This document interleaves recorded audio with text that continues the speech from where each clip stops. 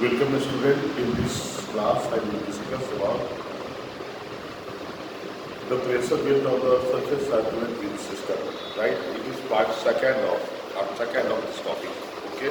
In the previous video I have put the general concept of origin of pressure built on the surface. Okay. So you see, as far as the question of atmospheric circulation is concerned, you see,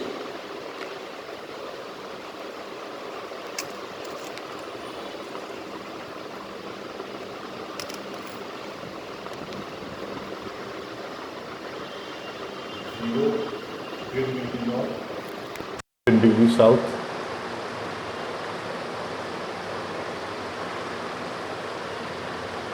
25 degree north, 35 degree north,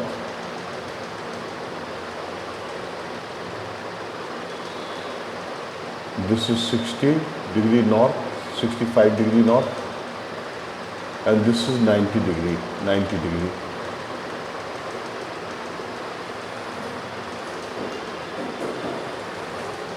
25 degree south, 35 degree south,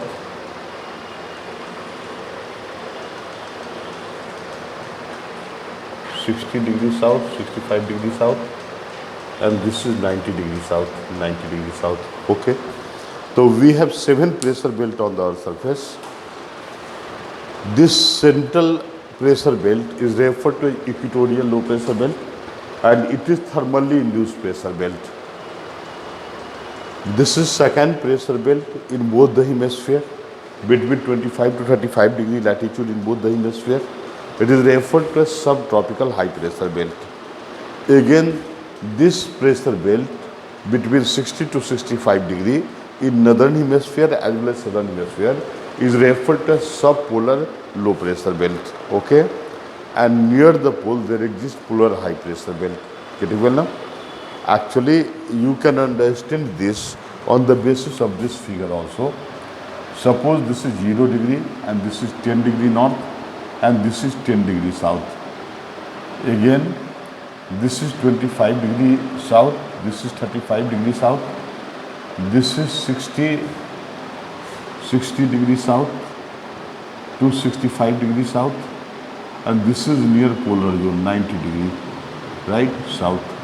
On the other hand, in northern hemisphere, we have 25 degree north to 35 degree north. Again, this belt 60 to 65 degree south, and this is 90 degree. That is degree south. Getting well now? So actually, there exists alternative pressure belt, or there exists 7 pressure belt on the Earth's surface which are found in alternative way. Actually, in the central part there exists low pressure. I have already mentioned that low pressure is due to the upliftment of the air. So this is equatorial low pressure, and this is due to the upliftment of the air. Upliftment, the air divert here, again descend here, forming high pressure, and again return back. Getting well now? Similar is the condition here. The wind from equatorial low pressure will divert, descend, and again return back in this zone. Getting well now? So, and hence a cell is formed between equatorial low pressure belt and subtropical high pressure belt.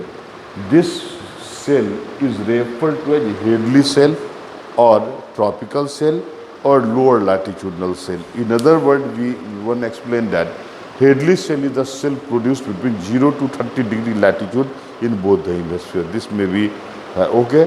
Or Hadley cell is between equatorial low pressure belt and subtropical high pressure belt. Or Hadley cell is associated with tropical zone. That's why it is also referred to as tropical cell. Getting well now? Again, see, this is low pressure, so air is uplift. That's why low pressure is created here. It diverts here and descend here, and again returns back, forming a cell. This is B cell between equatorial subtropical high pressure belt to subpolar low pressure belt in southern hemisphere, and similarly in northern hemisphere the similar belt is found, exists here, right?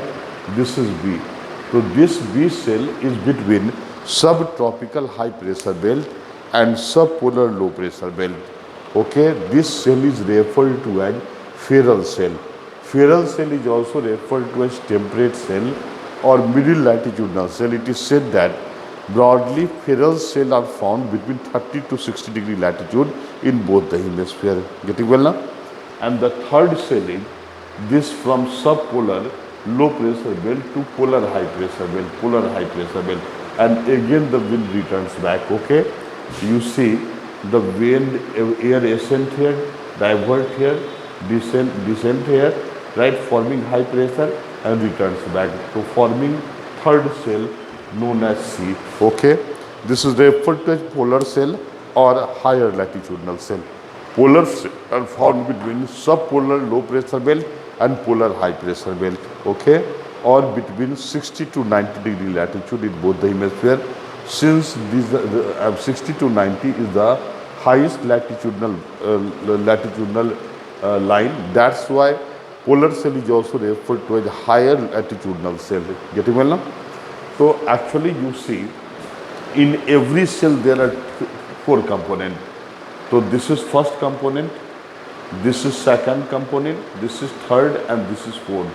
First, second, third and fourth. Getting well now? The first component is referred to as surface wind.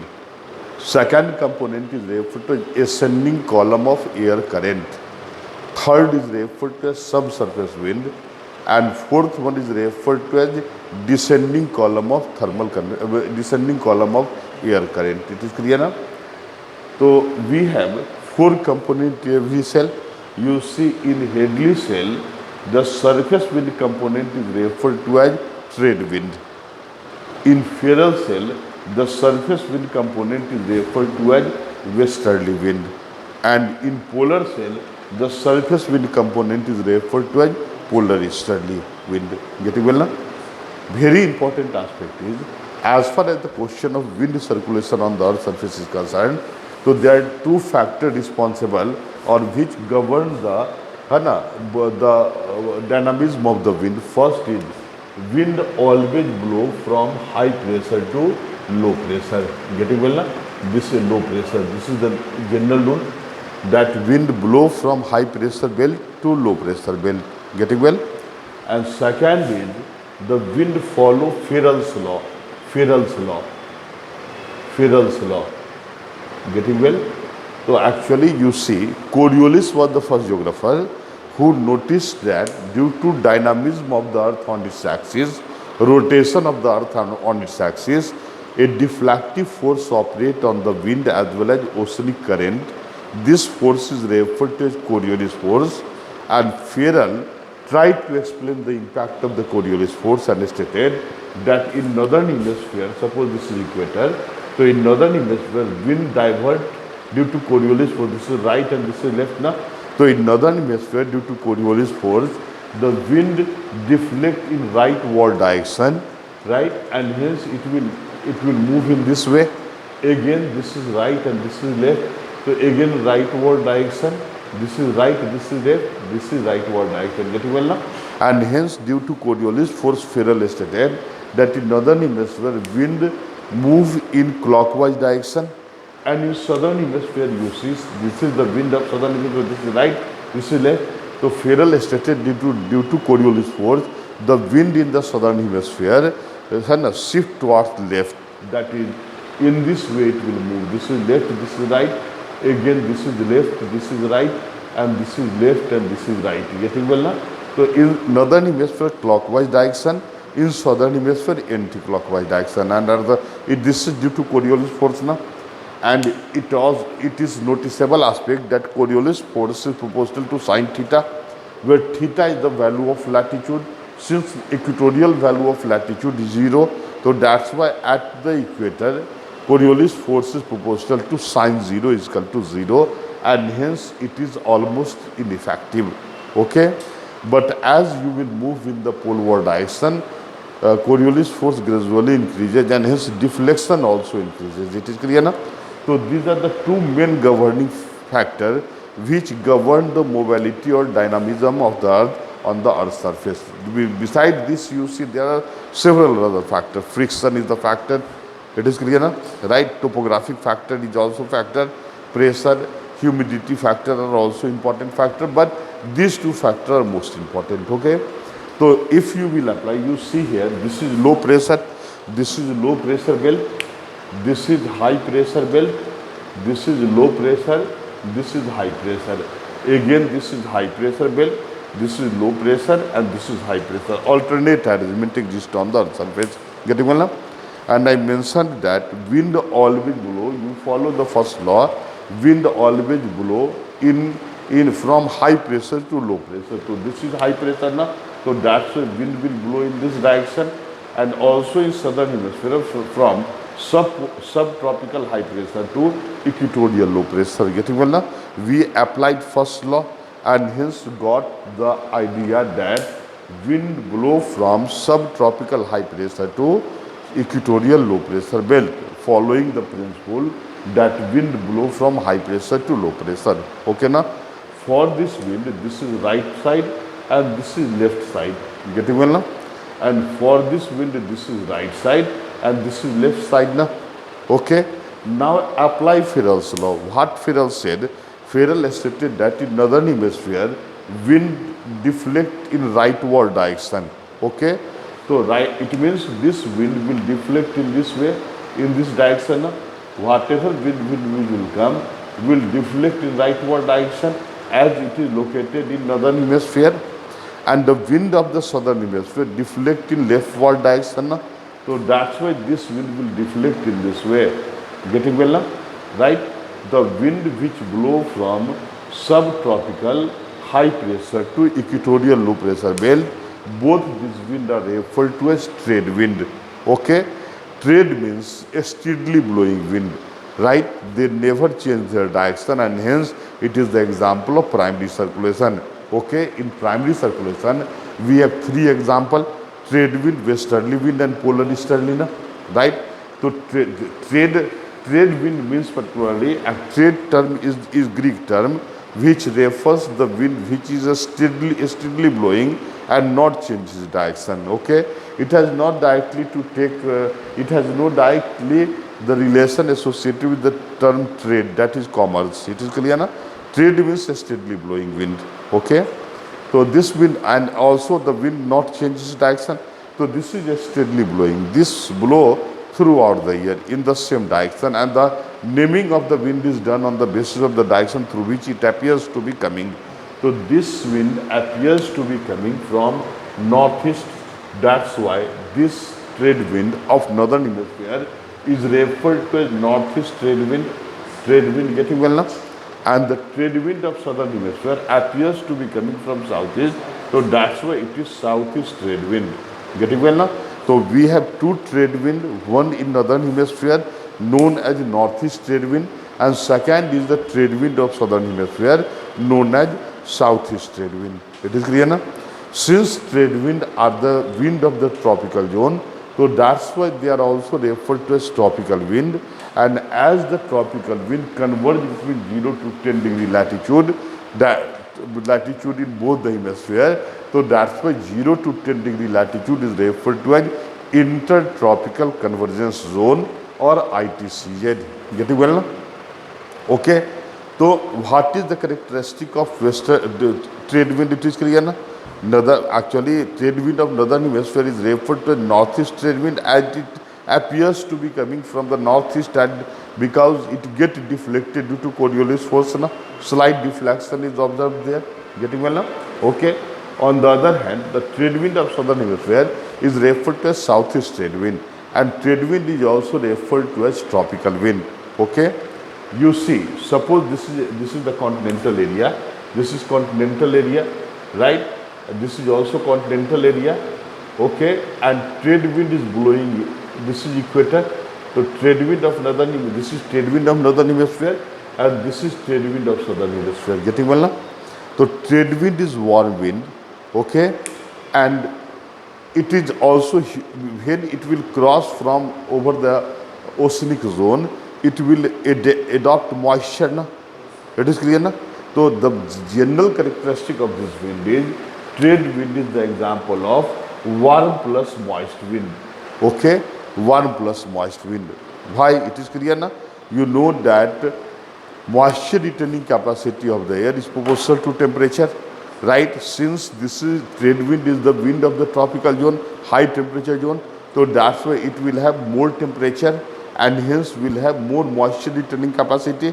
So when it will have moisture retaining capacity, not only depends on the temperature factor, but it also depends on other factor. Okay, as for example, you see in Sahara desert, though the temperature is high, right, in Thar desert, though the temperature is high, but there is no sources of the water, so that's why the wind remain warm and dry. Getting well now? But if in Indian Ocean, in Bay of Bengal or Arab Sea, right, the same wind will be warm and moist because water sources are available, right? The amount of humidity depend on the temperature, but at the same time it also depend on the humidity content, that is sources of the water. If sources of water are available, then this will contain adequate humidity, and if there is no source of water, then it will remain dry. Okay, and dry, I have already made it clear that dry wind is heavy, it poses downward descending tendency, and warm wind is a moist wind is light and it poses the tendency to uplift in upward direction, and when the wind will uplift in upward direction, it will cause the formation of the cloud and hence precipitation may occur. Getting well now? So that's why you see when trade wind migrate from east to west broadly, so in this case it causes rainfall along eastern coastal part of the continent, eastern coastal part of the continent. Getting well now? Right? In which part of the continent there is an impact of the trade wind? Getting well? Actually eastern coastal part of the continent located between 23.5 degree north to 23.5 degree south remain under the impact of the trade wind, right? That's why the area get adequate amount of rainfall, right?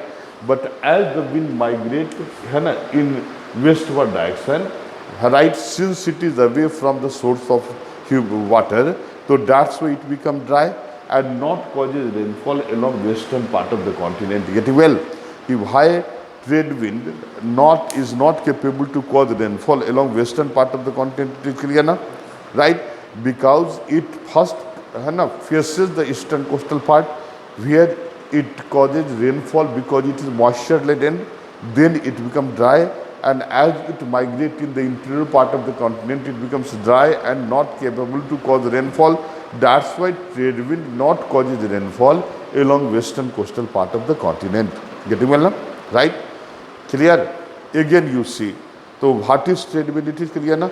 Trade wind is the primary circulation blowing between subtropical high pressure belt to equatorial low pressure belt.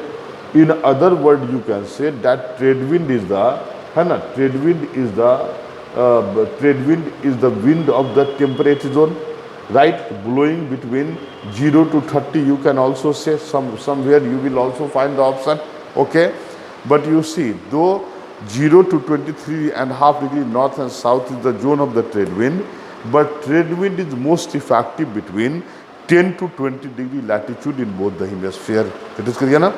10 to 20 degree latitude in both the hemisphere. So 10 to 20 degree latitude, 10 to 20 degree latitude in northern and southern hemisphere is referred to as trade wind belt. Okay, which zone is referred to as trade wind belt? It is clear now? 10 to 20 degree. Okay, right? Now see the second wind. The second wind is particularly, you see, this is high pressure belt, it is subtropical high pressure belt, and this is subpolar low pressure belt. Again apply first law that wind blow from high pressure to low pressure. So certainly the wind from this area will start blowing in this direction, right, from high pressure to low pressure, and from this high pressure to this low pressure zone. It is clear? Because this is subtropical high pressure belt and this is subpolar low pressure belt. Again this is subtropical high pressure belt and this is subpolar low pressure belt. Following the first rule, the wind blow from high pressure to low pressure. Okay, now apply Ferrell's law. Actually you see, for this wind this is right and this is left, and for this wind this is right and this is left. Getting well now? So as per Ferrell's law, in northern hemisphere there occur है ना rightward shifting of the wind as well as oceanic current, and in southern hemisphere there occur leftward shifting of the है ना wind and as well as oceanic current. That is, in northern hemisphere the wind blow in clockwise direction, and in southern hemisphere it blow in anti-clockwise direction. Getting well now? So actually in this zone, since this wind blowing from subtropical high pressure belt to subpolar low pressure belt, right, is located in northern hemisphere, that's why it will be deflected in this way now. Okay, and its deflection will be है ना, its deflection will be more as compared to that of trade wind, because it is located at relatively higher latitude comparatively now, and you know that Coriolis force is proportional to sin theta. So latitudinal value of theta of temperate zone is more as compared to that of the tropical zone now. So that's why deflection is more as compared to that of this wind. Again you see in southern hemisphere, this is from high pressure, subtropical high pressure to subpolar low pressure belt. Okay, so first law is followed. So apply second law. In southern hemisphere it deflect in leftward direction now. So it will deflect in leftward direction. Getting well now? So this wind in leftward direction, getting well? So this wind is referred to as westerly wind, and this is also referred to as westerly wind. Getting well now? Though in other words you can say that the wind blowing between subtropical high pressure belt to subpolar low pressure belt is referred to as westerly wind. Okay. On the other hand, the wind blowing in the temperate zone is referred to as westerly wind, or the wind blowing between 30 to 60 degree latitude in both the hemisphere is referred to as westerly wind. Okay. As it appears to be coming from the west, that's why it is known as westerly wind. It is clear now? You know that northern hemisphere is the land hemisphere because there is a dominance of the continent in northern hemisphere. Okay, whereas southern hemisphere is referred to as water hemisphere because there is a dominance of the ocean in the southern hemisphere. Clear? So since there is a dominance of continent in northern hemisphere, that's why the velocity of, that's why the wind face the friction, and hence the velocity of the westerly wind will be less in the northern hemisphere. But in southern hemisphere there is no such type of obstruction because there is a dominance of the water now, that is ocean. So that's why westerly wind of southern hemisphere blow with very fast speed, and at 40 degree south latitude, at 40 degree south latitude, 40 degree south latitude, it is referred to as rolling voltage. At 50 degree south latitude, it is referred to as furious voltage, and at 60 degree south latitude, it is referred to as screaming 60s. Okay, at 40 degree south latitude, it is referred to as right rolling voltage, Garasta Chalisa. At 40 degree south latitude, it is referred to as Bhavit Pachasa or furious voltage, and at 60 degree south latitude, it is known as screaming 60s or Chikhta Satha. Getting well now? Right? So what is the character of the westerly wind? It is clear now? Again see, it migrates from lower latitude to higher latitudinal zone. Right? So actually suppose this is westerly wind zone, this is equator, and this is 23 and 23.5 degree north, and this is 66.5 degree north. Okay, this is 23.5 degree south, and this is 66.5 degree south. So actually you see, this is the area, getting well now? So if westerly wind blow, so it will blow in this way. It is clear now? It will blow in this way now. So westerly wind first come under the contact of western part of the continent now.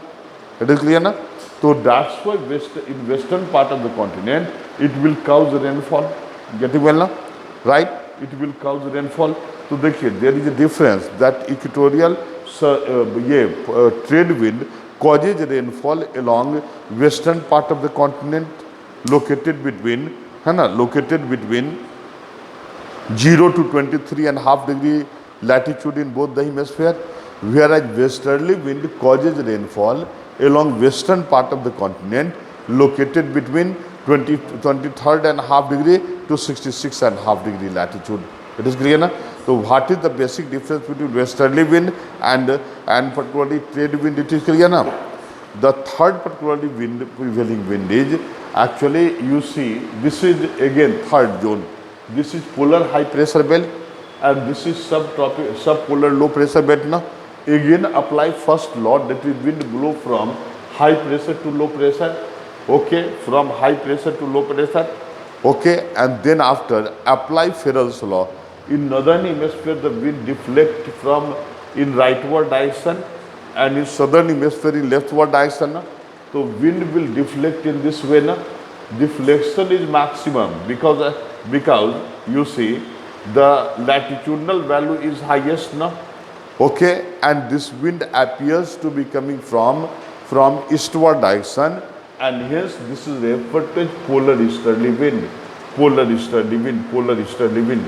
Got it now? Right? So the wind blowing from polar high pressure belt to subpolar low pressure belt is referred to as polar easterly wind. Na? Getting well now?